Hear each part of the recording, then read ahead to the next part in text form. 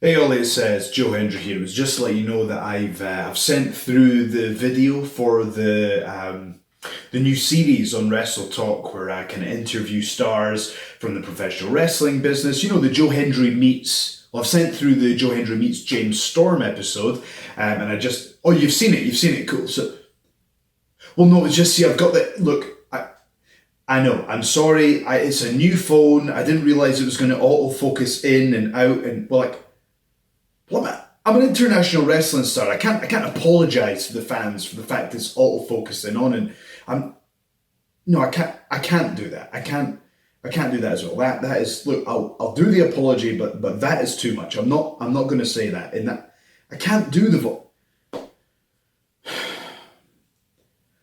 Support WrestleTalk and give us a subscribe. It's embarrassing. Hello and welcome to WrestleTalk TV. I'm sitting here with none other than the Cowboy James Storm. James, thank you very much for joining me today. Hey man, I'm glad I got to come to this great studio you got going on. I know, here, it's pretty sweet. look at the quality of this sofa that I have provided to It seriously looks like my grandmother's curtains. Hey, that's a compliment, right? That's a good thing. That's a good thing. That is, my grandmother's pretty cool. Anyway, so we're here in Belfast, and I thought it'd be a good time to ask you some questions, look back at your career, talk about some of your highlights. And first thing I just wanted to ask is, can you tell us what it was like for you? I know you probably get asked this a lot, but what was it like getting into the business? What are the differences when you were breaking into the business compared to now? To me, it was hard to find a wrestling school. Like it was to me now. Like you can just. Everybody's cousin or brother is a wrestler or knows a wrestler or training, and and you can kind of find a Joe Schmo to train you anywhere now.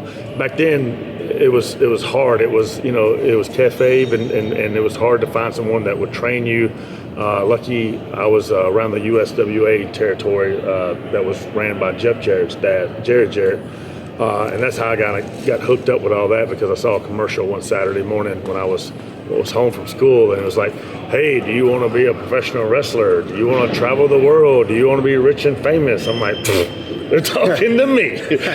and so that's how I went. I went down and paid my upfront dues, and then every week I show up at the National Fairgrounds, and for 6 months it was Jeff Jarrett and a guy named Wolfie D that went by Slash, and he's in WWE and also with TNA and stuff, and Jarrett was there too, and it was more of a shoot class than it was anything for the first 2 or 3 weeks, because they wanted to see who really wanted it, who really wanted to be there, and not just come be there and just go through the motions. Now, I was reading somewhere, did something happen to your shoulder early on in your career when you were training early on? Yeah, I actually lost my basketball scholarship going to school, because when I was training, I had a compound fracture right there, and I remember I was going to take the bump where the guy clotheslined me. I do a full flip, whatever, and the guy hit me down instead of letting me take my own bump, and it just popped. And I remember coming up, and I did this and went by like this, and the bone stuck me right here because it was sticking out of my skin. I was like, that's not supposed to be like that. So for like the next year, I was out of wrestling, and then when I went back to start training again, that wrestling school had shut down, so I had to go around and try to find someone else to try to help train me. And I found a guy named Shane Morton, that was Ricky Morton's nephew, that kind of helped me along and get me into like the independent scene and stuff like that. Yeah, it's kind of like that saying, like, the cream always rises to the top. The people who really want it, regardless of what era we're in, will always find a way to kind of get the training they need and make it to that next level.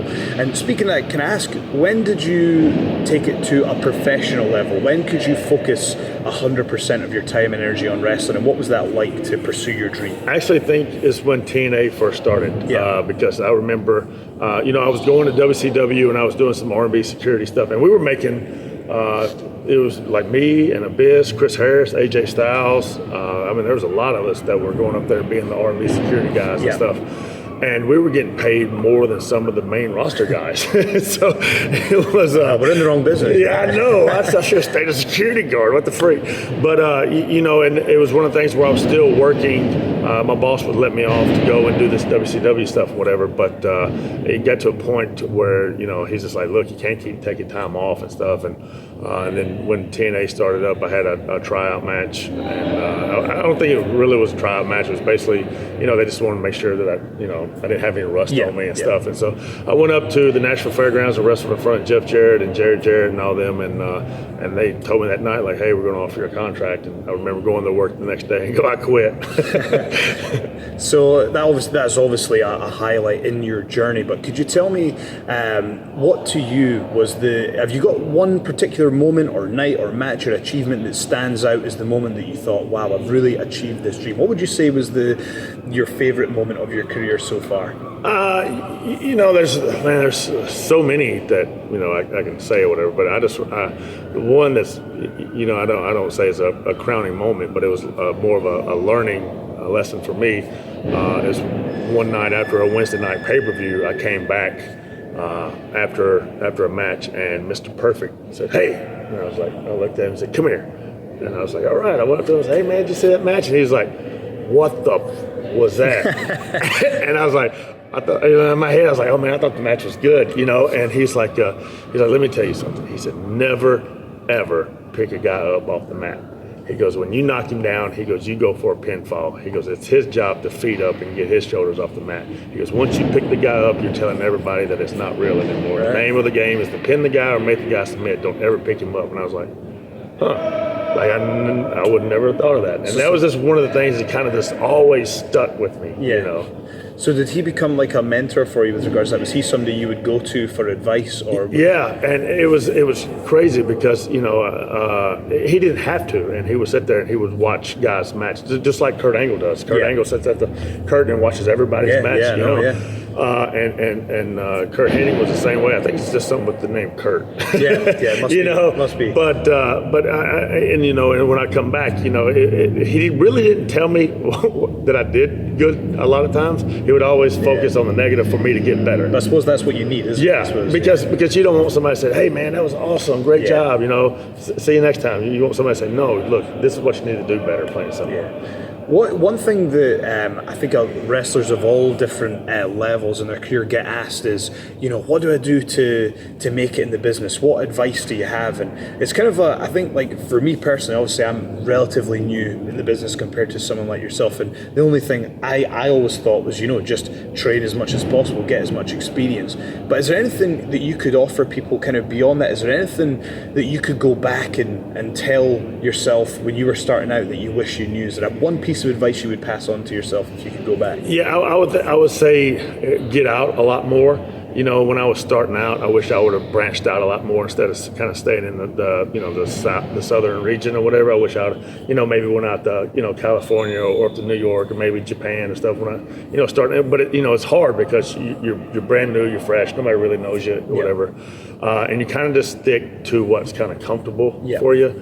And but and I always tell people, like, don't ever stop. I came from a town that had 1,300 people. And basically those 1,300 people still live in that town except for me, because I was the one that said, I don't want to be here. Like I'm going to pursue my dream and do, and everybody, I'm talking about everybody. My mom, cousins, everybody told me that I would never be able to do it. And it was just one of the things where I'm like, now you're buying tickets to see me. They're like, "Hey, can we get some free tickets?" They don't even get comps now. Right? They have to pay. Yeah, my mom, she's like, "Can I get?" I'm like, "Nope, you can buy your ticket." You got to pay. That's what pays my bills. That's harsh. My mom's too tough. I have to let her in for free. So I mean, I actually do let my mom in free. She'd beat me up. There'll be no picking you up off the mat. No. Well, no, that's a great answer. Basically, one other thing that I would ask is. You're obviously a former world champion. What was that like to win the world championship and be the guy, the person carrying the company? What was that like for you? It was great. People always, try to think of what they're going to do, like when they find out they're winning the belt, whatever. I actually didn't find out I was winning the belt till probably, 45 minutes, an hour before I went out. And it was just one of those things where, like, that emotion that I had afterwards, it was true because my dad, he never saw me wrestle. He died when I was 12 years old, so he never got to see me. But we watched it when I was young with him, and it was just one of the things when as soon as I win it, you see me just kind of roll over and I just point up and I basically said, "Hey, that's for you, Dad." So, and I say it all the time, even on my Instagram and everything. Like every Father's Day, I said, I can't wait till I see him again. So he said, "Hey, proud of you." Yeah, no, that's awesome. Also, it'd be great to talk about what you're doing at the moment. Have you got any ideas for future? Are you just kind of taking things as it comes, or do you have like a set plan of where you want to be, or what sort of direction do you want to take your career in now?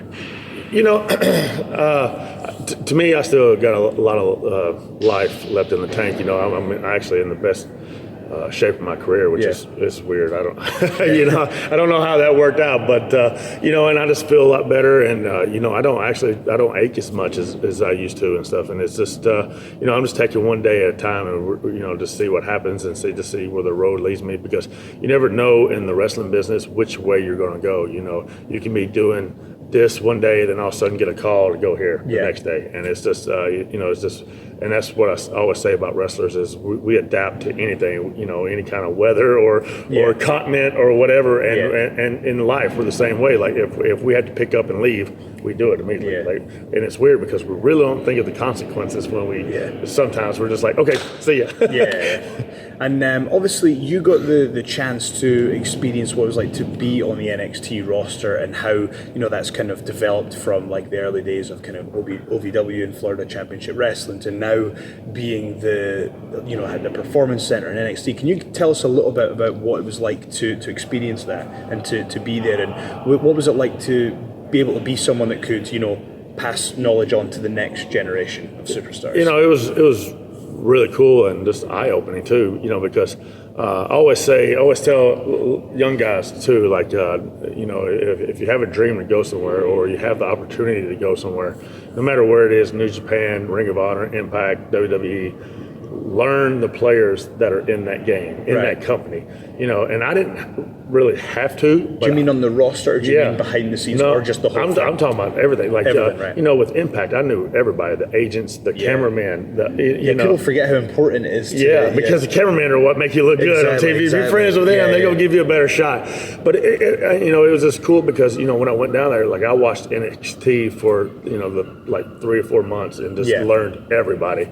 And when I got there, everybody knew who I was. They're like, man, what's up, James Storm, blah, blah, blah. And, it was really cool to see these guys come up to him. And there was a lot of guys there that I had already known, Joe and Prince and, all these different guys. And it was just cool just to see how the machine worked and to see how they did things. I mean, it was just well ran, and it was just cool to see how Hunter,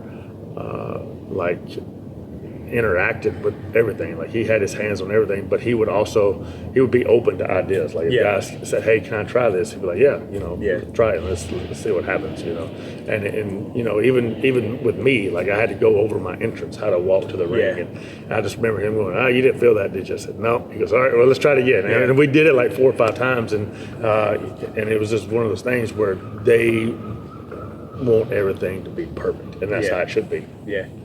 And I guess, thank you very much for giving us your time today. We really appreciate it. And I was, before this interview, I was kind of asking you some advice for someone like myself. And I guess you answered part of it there with what it's like to go into a new company. But myself, I've just started with Impact Wrestling. It's the start of a very exciting endeavor for me. What advice would you give to a talent like myself who is starting with a company like Impact or WWE, or someone that has like a television product? What advice would you give to someone who is debuting in a market like that?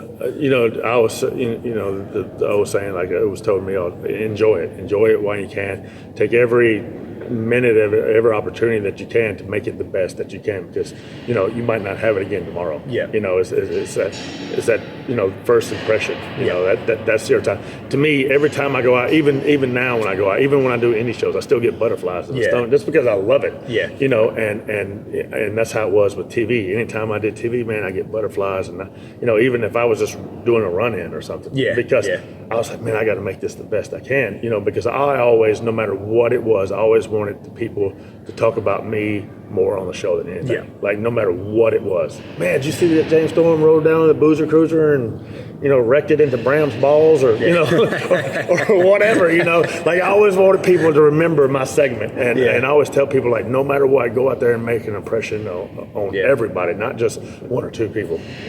Brilliant. Well, thank you very much for your time. We really appreciate it. And before we go, could you tell us where can we find your social media and if you could tell us your social media handles and also where we can find your merch. Well. Social media, Twitter and Instagram is James Storm Brand, and my website is sorryaboutyourdamnluck.com. Right? Sorry about your. That's when you. That's when you know you've been drinking a little too much. Is when you can't even get your own catchphrase right. Sorryaboutyourdamnluck.com. There you go, folks. Thank you very much for joining us. I think it's the fumes off his couch. I know, man. It's something else. Like Lionel from Charlie Brown or something. Like dust comes out when you hit it. It's got character. I got to get your interior decorator though. It's nice. Yeah, I know. It's basic. It reminds me of. You ever see that Foo Fighters video where they're in the big hangar? Oh, it's like that. It's like that, but they've got a sofa here. But